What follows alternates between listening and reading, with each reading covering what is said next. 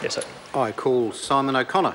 Thank you very much, Mr. Speaker. I'm very pleased to take a call to speak to this bill this evening, and its second reading, that of the Waitangi National Trust Board Amendment Bill. Very conscious as I stand here tonight that have not sat on the committee but have been very fortunate to discuss this with an excellent caucus, or rather the likes of Nuk Karako, the chair of the committee, and Maggie Barry, the minister sponsoring this, have been very wholesome and fulsome in their discussions with us as a caucus around what is happening.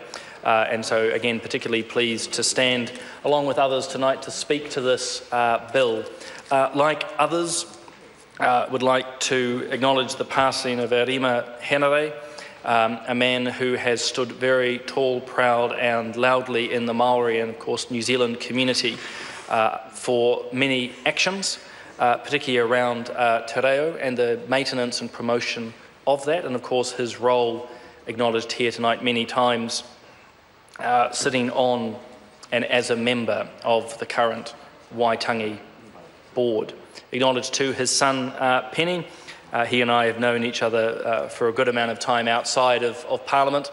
Had mentioned that before. We worked at the Ministry of Social Development together, and while we might find ourselves on the opposite sides of the House, good conversation can continue with memories past, and I think a common bonds into the future to serve our country as best we can.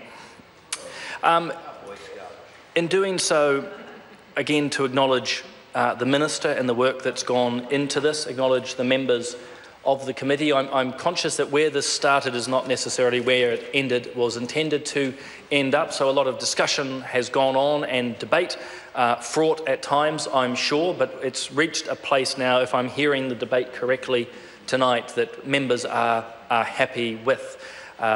Within that is the intention of a review by the Minister as well, and we'll touch on that a little bit later as well. So this is a step in the right direction. Look, Waitangi is a place which sits very strongly in our national consciousness for a variety of reasons, but of course first and foremost as part of our national identity, a point in time which has defined and arguably begun to define New Zealand's identity.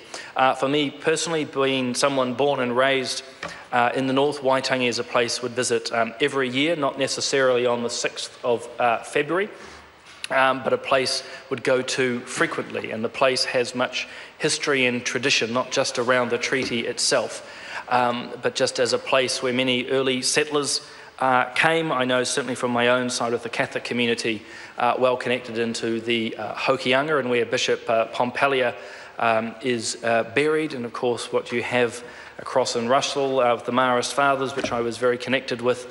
It's a place that I find myself at home. It's a place, more recently, the National Party found itself at home as we went up there for our conference, and I have to say, not only the locals, but the weather performed exceedingly well. But I do want to note that the Treaty of Waitangi and the place of Waitangi itself is larger than just one place. I'm reminded of this because a few months back, I was very pleased to join Ngāti Pawa at Karaka Bay in Glendowie in my electorate, where they acknowledged the 175th anniversary of their signing of the treaty, where the seminal moment may have occurred up in Waitangi with the conversations and signings there. The treaty then began to go around the country to be signed.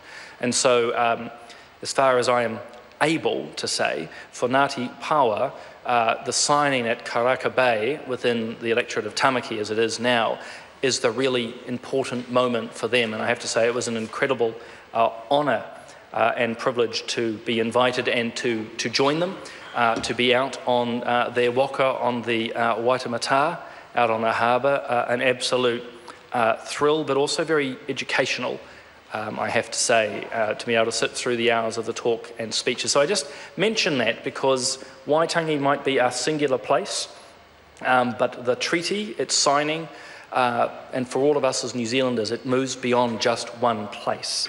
But importantly, we do look towards Waitangi itself to symbolise that. And so this bill is about updating the structure of governance. Under the original Act and Trust deed, there are 8 representative members. One comes from the family of Archdeacon Henry Williams, and in fact met his I think it's great. Oh, I've forgotten exactly, a guy called Bill Ludbrook. And sorry, Bill, that I've forgotten the exact connection, but Bill Ludbrook joined me at Karaka Bay, representing the Williams family. And again, an incredibly powerful moment, as obviously the descendants of Ngāti Pawa are there, and here was this descendant of Archdeacon Henry Williams sharing the story as had been passed on to him. Again, a remarkably powerful moment.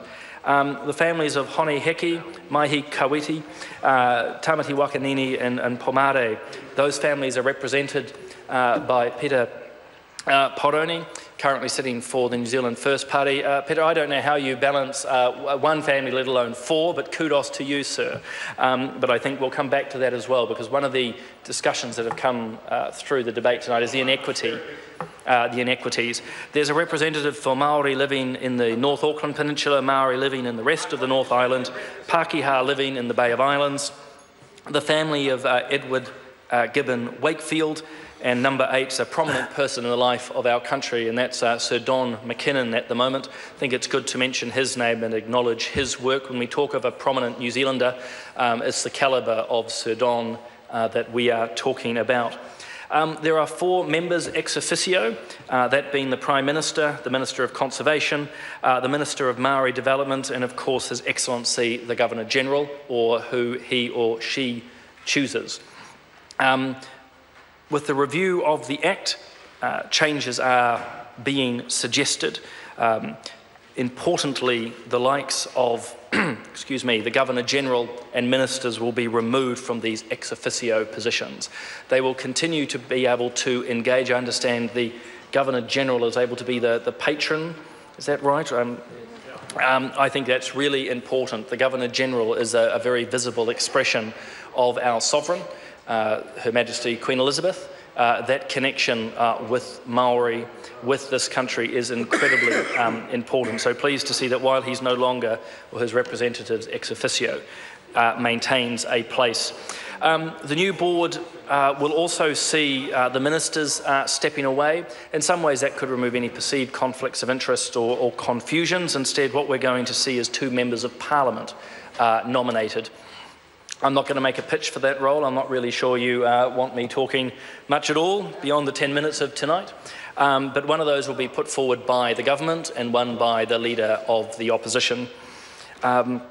I note here in some notes that I've put down that, look, the bill, by removing the Governor-General and the ministers, removes the risk, as I say, of conflicts between their constitutional roles and that of trustees. And there's also removing the risk of legal and reputational issues for the Crown, because I think one of the really key elements here is for this new board to be treated, as they talk in legal terms, to be a natural person. In other words, the Trust Board, moving forward, once this goes through 3rd reading, should be allowed to be able to basically borrow money, pay it off as it sees fit, make the decisions that we as individuals or as natural persons are able to do. So I think that's very positive. The last issue, because I'm conscious the bell has run, is ultimately there are... Really? Can we want to move an extension of time? Well, we could ask them to come down, but I'm not sure that they necessarily always will. But actually, they play a critical part. But look, one of the major elements, Mr. Speaker, has been that of inequity. Look, the treaty is based on partnership, of working together, and at the moment we have 4 individuals of Pākehā descent, important as it is, being represented. Then we have 4 Māori families represented by 1 person. And regardless of who that is, it's still 1 for 4 and 4 for 4. Not really the way to go. So what this bill is doing is bringing about an opportunity for more Māori representation. I think that's incredibly positive. I would say to that, hearkening back to what I discussed with Karaka Bay, that obviously Waitangi is a place for all of New Zealand, and the treaty is something which was experienced in multiple places in New Zealand by multiple families, Pākehā and Māori, and personally would like to see that diversity of representation go much broader than just that geography of Waitangi and the place of Waitangi itself. I understand the Minister is going to be conducting a review. Also understand she came before the Select Committee, which I think is fantastic, had a lengthy discussion with members outlining what she's interested in doing, and I trust and hope that the Select Committee itself engage with its expectations too, which will inform that review going forward. Mr Speaker, I think this government is very proud of its work around matters to do with the treaty. It would be remiss of me, primarily because he's in the House, to not acknowledge the Honourable Chris Finlayson for the work that he continues to do around treaty settlements. And again, I think it's tragic to have to interrupt the member. Can I move an extension of time? However, his time has expired. Mr Speaker. I call Kelvin Davis. Tēnā rā koe,